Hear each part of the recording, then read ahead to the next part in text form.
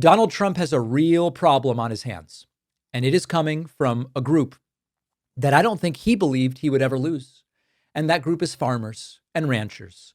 And it is not only the liberal farmers or the coastal farmers from California and Massachusetts. Are there farmers in Massachusetts? There are some. We're talking about South Dakota farmers, Trump country, the people who carried Trump to victory like a phoenix rising over the horizon in his first term. And he screwed them then, and he's screwing them again.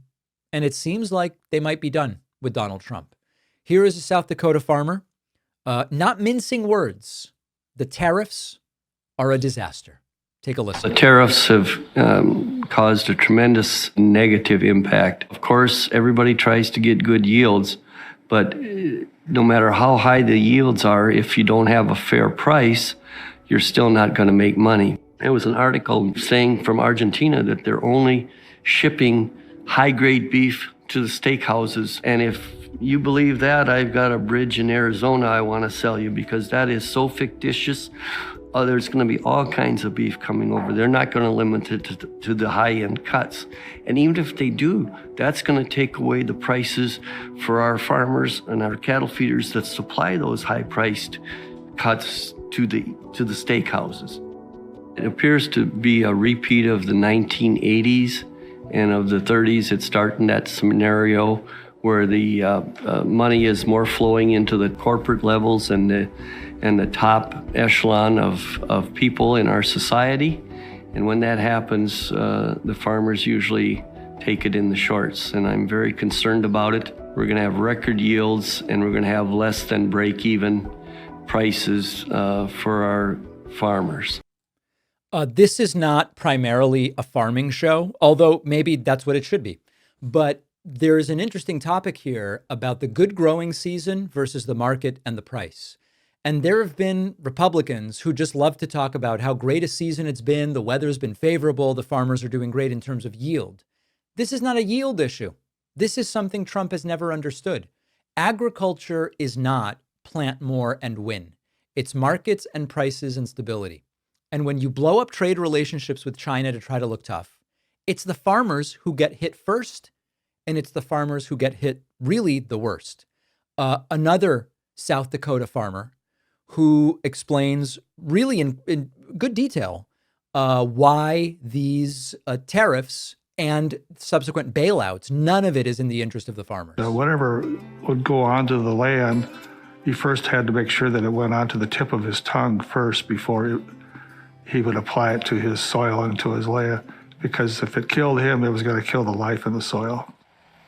For Trump, the welfare of the American farmer is not in his best interest. And he's compounded that lately now with the beef issue, wanting to import beef from Argentina, of all places. When we look back to what the slogan was a year ago at this time, America first, well, obviously it's Argentina first. And why is that? Because they have a dictatorship that's in trouble. And when we have a dictator in making, Trump, that wants to hold on to that country and make it a dictatorship yet. And with that $20 to $40 billion invested by the United States, they're looking at trying to get some type of return on it. We also have a Treasury Secretary who has investment interests in that country, along with other people. And so he certainly sounds like he's figured it out.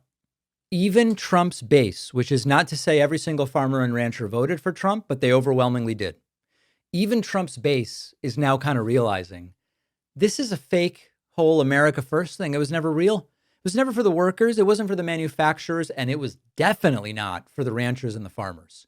The people who came first for Trump at the end of the day were always the same ones. It was the donors and the billionaires and the corporations and the dictators that Trump was always trying to impress. And everybody else, they were props. They were background characters. If you had a vote you could give to Trump, he would try to placate you.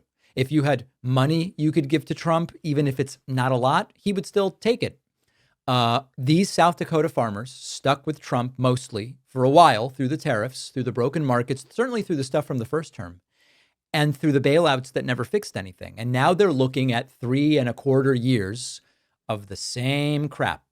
The collapsing prices, the foreign beef imports, the billionaire cronyism, and some of them, fortunately, are saying this is enough.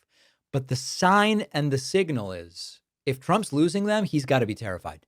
Because when the farmers turn on a Republican president in deep red South Dakota, that is not like a minor realignment. That is not a small partisan change. This is a very loud warning to Republicans for 2026. Trump should be terrified. Now, we have a phenomenal bonus show for you today. I would love it if you signed up at joinpakman.com. Every new membership's first payment this month through Thanksgiving will be donated back out, speaking of food, to Feeding America, a great charity that funds food banks across the country. Sign up at joinpakman.com. Grab a Substack premium subscription at substack.davidpakman.com. I'll see you on the bonus show. Thanks for watching. Check out another one of our videos and make sure to subscribe so YouTube keeps our content in your feed. And if you prefer audio, subscribe to the podcast on Spotify or Apple.